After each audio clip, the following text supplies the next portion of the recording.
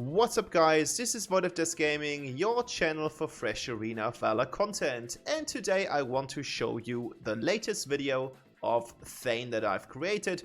We had a couple of changes during the last patch, including the explosive shield, and I thought it's time to play one of the most solid characters on the support role again.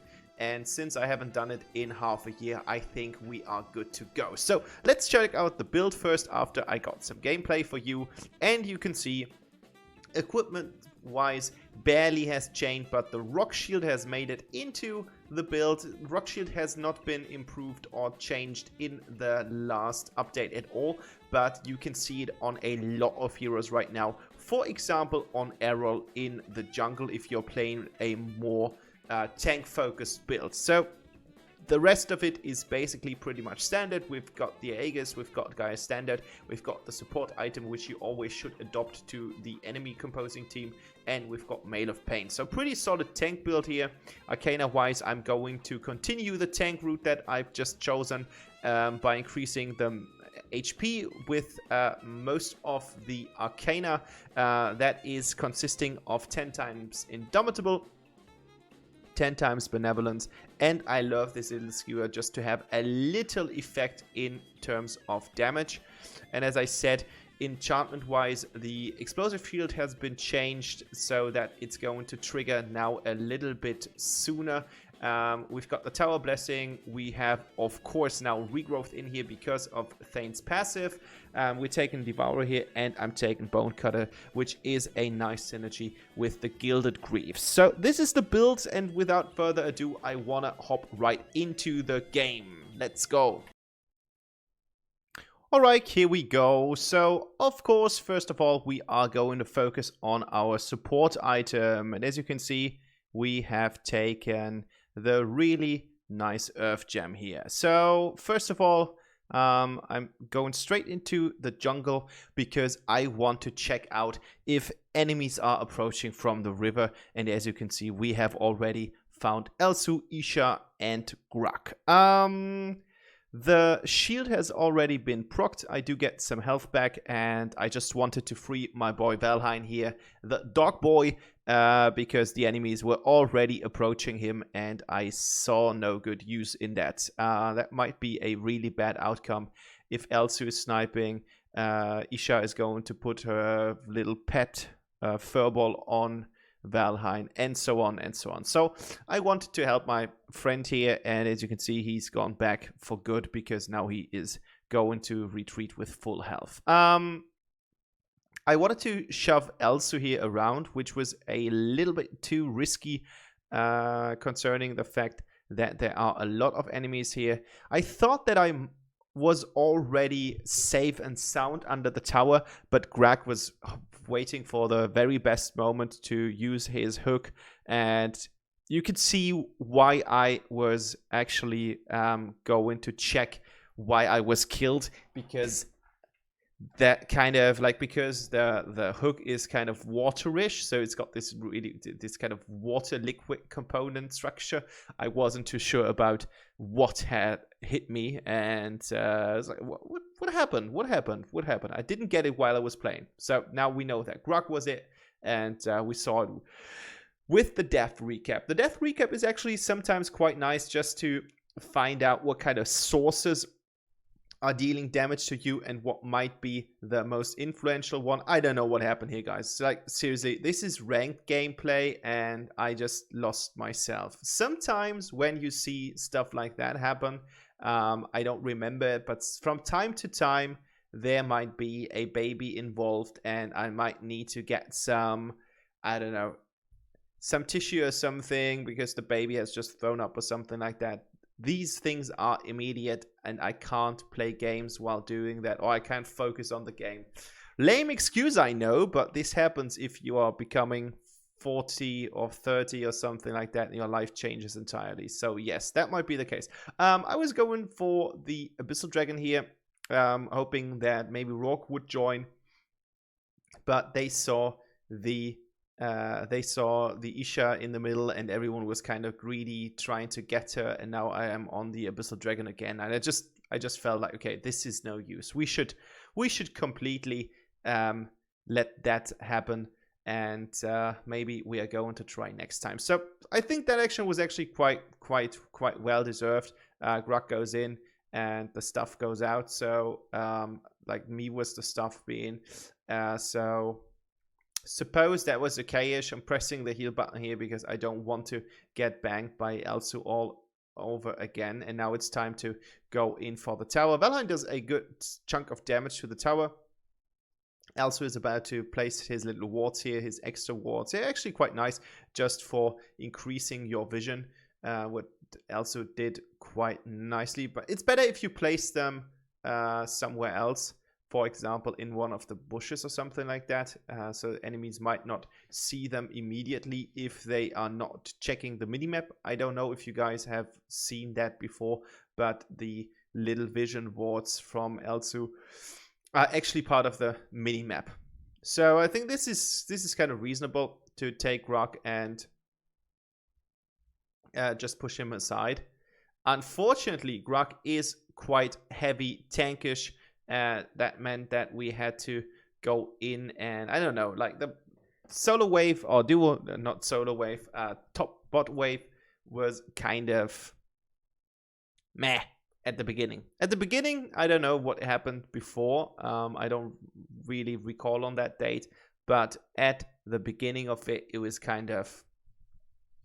I don't know what happened. And I have to admit that this video is some kind of filler because I did not have a ton of time to create new content. Therefore, I'm super glad that we have you guys out there in the small arena of Valor community providing me with video content or providing video content for me that I can actually use for this channel.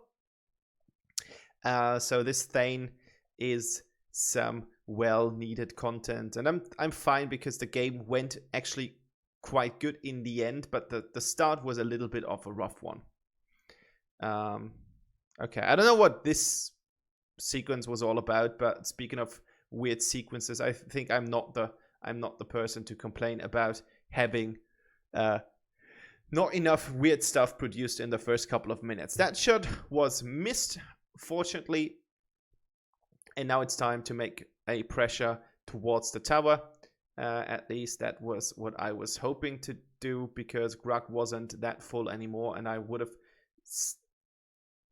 stood the chance to actually be hooked and drag him out. So what you can do is basically you get in hooked, and if he has not ult ready anymore, I mean, yes, now Valheim is going to die. I don't really remember what I was about to do here, because that was obviously not the smartest decision to leave Valheim alone here. Took me quite a while before I was activating my stuff, and now I am unfortunately pushing them not in the very best angle towards the tower. I mean, Furball needs to die, that's obvious. So we know that Isha is there, and now I can at least score a kill for my team. Because meanwhile, 10 versus 9, the score is at least it's even. At least it's even. I didn't do the very best so far, but this is not about showcasing how crazy good I am, but about the struggle in games. And sometimes you have a start like this, maybe you were working all day long and you just want to have a really nice match, and then it doesn't start the way you want it to, and your decisions may not be the smartest, and then all in all, things are starting to kind of come together and it actually makes sense, and the game is still a good game, and that's basically the showcase of this. I had a really, that's something that I can talk about right now because I've got the opportunity to. I've got a really weird commentary in one of my videos, or like on one of my videos. That was someone who has watched it, and it was kind of like he was mocking me for my really bad performance. I think that's totally fine. I mean, it's completely discussable and not really a secret that this is not a solo conquerors 90% win rate account where I carry 90% of my games. This is not the approach, and this is not what I play Arena of Valor for. if that is kind of your game plan and your overall goal, that's totally fine. But this channel is more towards entertaining than it is, and to talk about things in the game than it is to showcase really crazy things. And all my friends are there. I mean, you've got the accounts. Then you can watch Darkbreaker, you can watch some of the other people from the Taiwan server, and that's completely fine. Like, just feel what you're do what you feel good with. That's the message here. But people was mocking me in a really bad way, using a lot of really bad language, comparing me with a lot of like psychological problems, and I think that's completely out of anything that you are supposed to write to someone, because what that person did was basically taking all these psychological things, and by comparing my playstyle with them, completely not acknowledging that these things are serious issues. You can call my playstyle bad. You can say that you're the worst player that I've ever seen. That's totally fine. Like, if that's your opinion, not fine. Switch to another YouTube channel, and that's about that. Like, or write a comment like that on every video. I mean, in the end, YouTube is checking that you have written a commentary to one of my for one of my videos, and basically that's interaction. So it's kind of helping me. It kind of looks bad in the end, but at first it's kind of helping me statistic wise. So that's fine. But I just want people, and I'm really glad that most of like the overall the most commentaries are actually nice ones.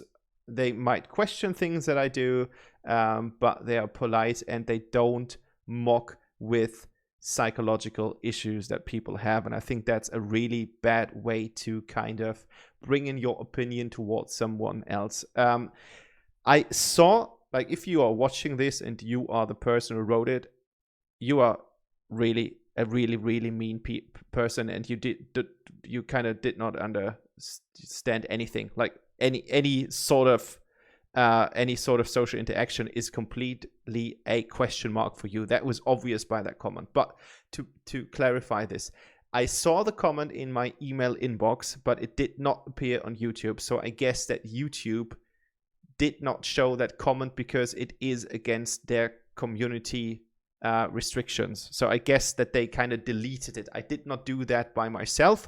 I think I would have deleted it because it was actually so bad, and it's kind of a trigger for people who might have been in situations this person was actually writing about. And I don't want that to happen on one of my videos and on my channel at all. Like, this is not the place to make fun of this and to kind of humiliate people with serious issues. It's not something that is part of this community or anything like that.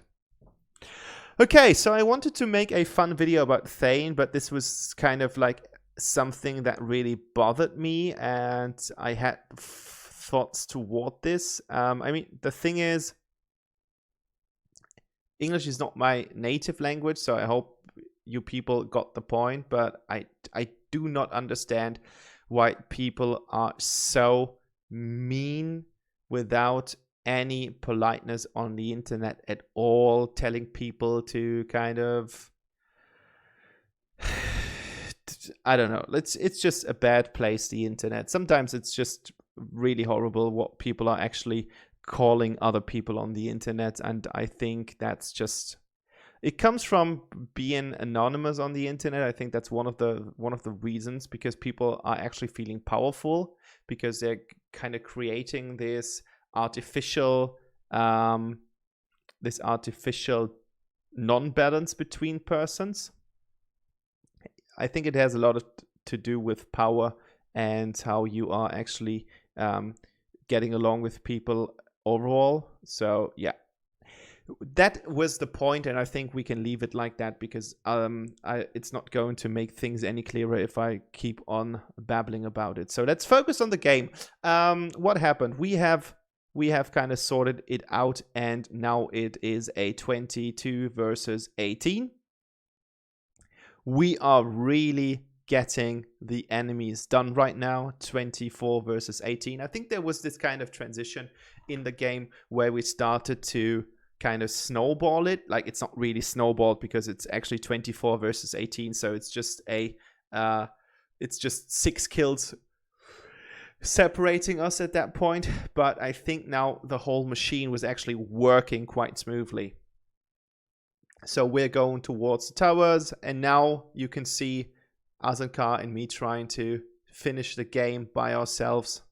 I mean, now RoV comes in, but I think if not for the two of us would have started it, everything would have fallen back into the jungle, trying to get to Darkslayer. And I think that was a really good finish because we were focusing on it. And I think just because we stayed was the reason that RoV changed his decision making and went back towards the core, and we were able to get that win without stressing the game even longer. So yes, so we had some community talk on this video. I still hope that you could enjoy the content. It was something that was really important for me to talk about with you guys out there.